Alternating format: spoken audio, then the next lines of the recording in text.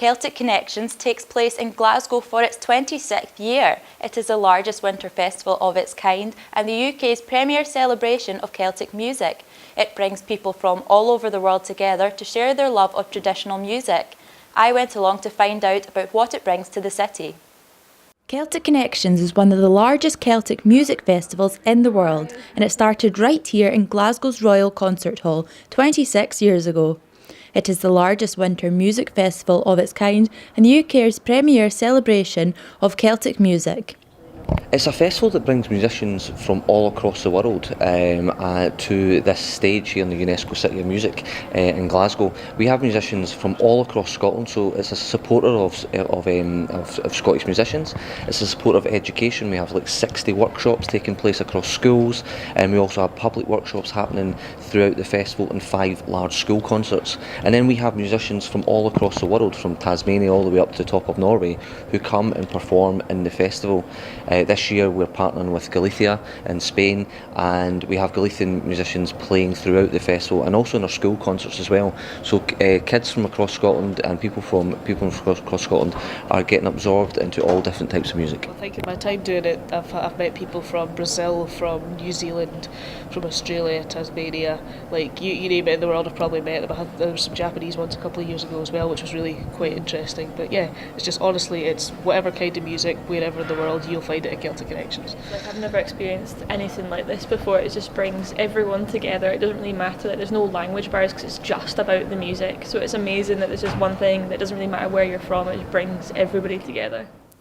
Events will take place on 35 stages at venues throughout the city, the highest number of stages ever used by Celtic Connections in its 26-year history, and has over 2,000 artists travelling to the city to perform. You're watching Central Scotland Headline News. Our top story. Strathclyde University researchers have led a solar power project to connect villages in Malawi. Stay tuned to find out more. Strathclyde University researchers led a solar-powered project to connect villages in Malawi, and it has had life-changing impacts for rural communities.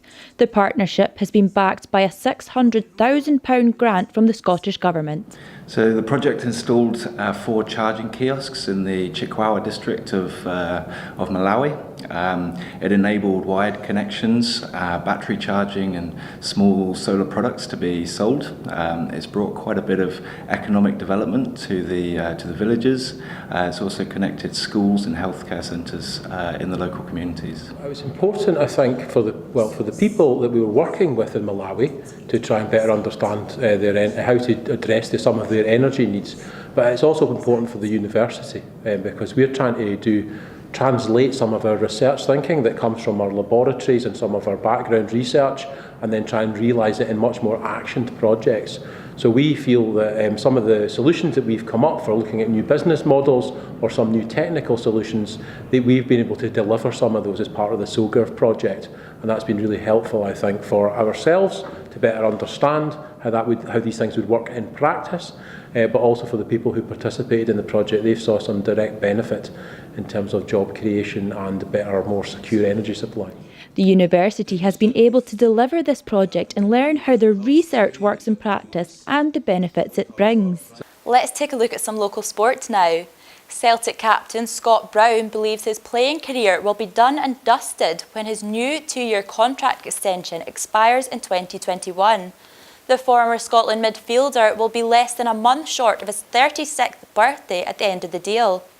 Brown, who joined Celtic in 2007, rejected a move to Western Melbourne to remain with the Scottish champions. Glasgow centre Sam Johnston will make his Scotland debut in the Six Nations opener against Italy this weekend. The 25-year-old Australian-born midfielder qualified via residency last summer, and he was named in the autumn squad, but a knee injury delayed his test entrance. Flanker Gary Graham and hooker Jake Kerr could also make their debuts off the bench. Since 2010, the Braehead clan have regularly played ice hockey fixtures at the Braehead Arena. This summer we've seen a rebrand of the club, who are now known as the Glasgow Clan. The new name has been a popular choice with supporters and has allowed the team to branch out into North American and Canadian markets. Itself, obviously, it used to be the Braehead Clan until this summer when we rebranded.